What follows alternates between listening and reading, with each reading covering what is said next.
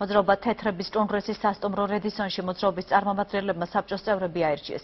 თავმჯდომარედ კვლავ თემურ შაშიაშვილი რჩება, მან მოძრაობის წევრებს თავისი პოლიტიკური ხედვები გააცნო. მოძრაობის ლიდერმა ქვეყანაში მიმდინარე მოვლენების ანალიზი წარადგინა. კონგრესის ტრადიციონალისტები და პარტია თავისუფალი საქართველოს ლიდერი კახა კუკავა ესწრებოდნენ. დღეს ცნობილი გახდა, რომ არჩევნებში სამივე პარტიას საერთო მაჟორიტარები ეყოლებათ.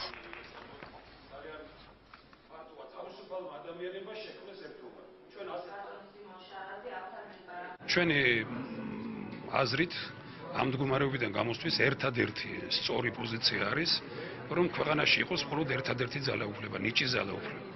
ნიჭიერი კაცი ვის პარტიაშიც არ უნდა იყოს, მას უნდა კონდეს ნიჭის რეალიზაციის საშუალება. თუ ასე საქართველოს და ასეთი რომელიმე მოვა ხელისუფლებაში, ეს იქნება ძალიან ძლიერი რამ. აუცილებელი არის ოპოზიციურ პარტიებს შორის შეთანხმება მინიმუმ მაჟორიტარი კანდიდატების შესახებ ყველა საარჩევნო ოლქში, ვინაიდან თუ ოპოზიციას ეყოლება ერთზე მეტი კანდიდატი, ეს დაასხავს პირდაპირ ნაციონალური მოძრაობის წისქვილზე წყალს.